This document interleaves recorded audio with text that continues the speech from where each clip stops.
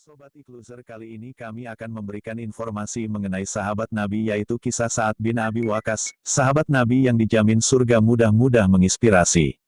Nah, dukung platform dan channel YouTube kami agar kami selalu memberikan video-video yang menarik untuk Anda. Sa'ad bin Abi Waqqas merupakan seorang sahabat Rasulullah SAW yang dijamin masuk surga. Dia memeluk Islam ketika berumur 17 tahun. Suatu hari dalam hidupnya, ia didatangi Abu Bakar As-Siddiq yang dikenal sebagai orang yang ramah.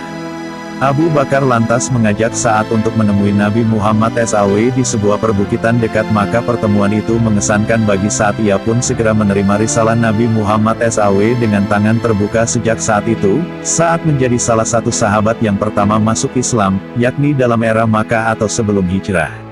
Silsilahnya secara tidak langsung bersambung dengan Rasulullah SAW. Aminah binti Wahab, yakni ibunda Nabi Muhammad SAW, berasal dari suku yang sama dengan Sa'ad, yaitu Bani Zuhroh.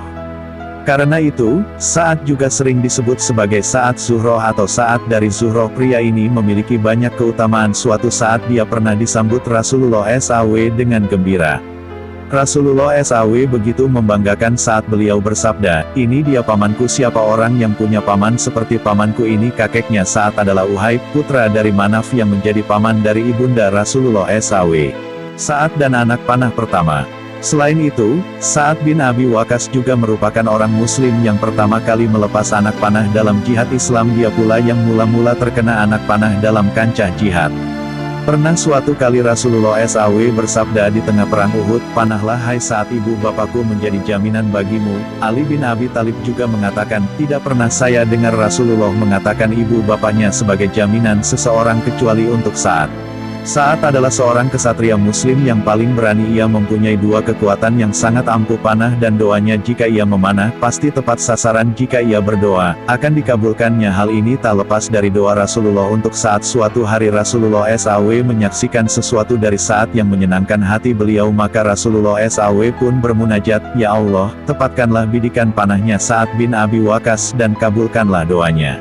Demikianlah, diri Sa'ad menjadi masyhur lantaran doanya disebut makbul kelak. Ketika fitnah terjadi pada zaman kekhilafahan Ali bin Abi Thalib, Sa'ad mendengar seorang laki-laki memaki Ali, Talha, dan Zubair. Orang itu bahkan terus menolak berhenti mencaci maki. Maka, Sa'ad pun berkata, "Kalau begitu, akan saya doakan kamu kepada Allah." Laki-laki tadi lantas berkata, "Rupanya kamu hendak menakutiku, seolah-olah kamu seorang nabi."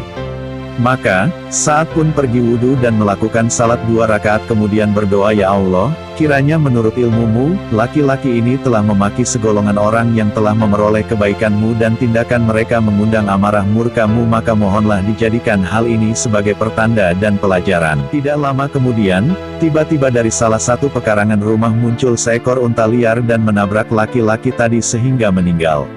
Memuliakan orang tua, Sa'ad adalah teladan istiqomah dalam iman dan hidayah. Betapa mahalnya hidayah itu bahkan harus dipertahankan dengan susah payah. Terkisahlah ibunda Sa'ad yang melakukan mogok makan berhari-hari demi menentang keislaman anaknya. Semakin hari semakin parahlah kondisi ibu Sa'ad ini dalam ujian keimanan yang berat seperti ini. Keimanan sang sahabat kokoh menghujam dan keluarlah kalimat yang abadi itu, "Demi Allah, ketahuilah wahai ibunda, seandainya bunda memiliki 100 nyawa, lalu ia keluar satu persatu, maka tidaklah anakmu ini akan meninggalkan agama ini, Islam, walau ditebus dengan apapun." Akhirnya, hati ibundanya itu luluh. Tak lama berselang, turunlah ayat Al-Quran terkait kisah saat ini. Surah Luqman ayat ke-15 artinya, "Dan seandainya kedua orang tua memaksamu untuk mempersekutukan aku, Allah, padahal itu tidak sesuai dengan pendapatmu, maka janganlah kamu mengikuti keduanya." Di antara cerita kepahlawanan Sa'ad yang lainnya adalah ketika pasukan muslimin yang sedang dipimpinnya teradang sungai Tigris. Kala itu, umat Islam akan membebaskan Irak, padahal wilayah itu belum banyak dikenal oleh kaum muslimin umumnya yang berasal dari Jazirah Arab. Alih-alih mundur, Sa'ad memerintahkan pasukannya untuk terus menyeberangi sungai demi menyukseskan jihad ini. Berkatalah ia kepada pasukan, "Bacalah hasbunallahu wa ni'mal wakil."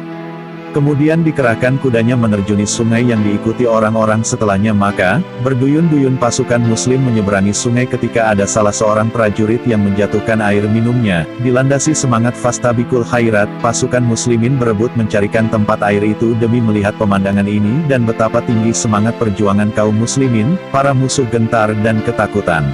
Salman Al-Farisi yang berada dalam pasukan saat pun takjub dan berkata agama Islam masih baru, tetapi lautan telah dapat mereka taklukkan, sebagai halnya daratan telah mereka kuasai demi Allah nyawa Salman berada di tangannya, pastilah mereka akan dapat keluar dengan selamat dengan berbondong-bondong sebagaimana mereka memasukinya berbondong-bondong. Begitulah sobat mengenai kisah Sa'ad bin Abi Waqqas, sahabat Nabi yang dijamin surga. Mudah-mudahan kita bisa memetik pelajaran dari kisah tersebut.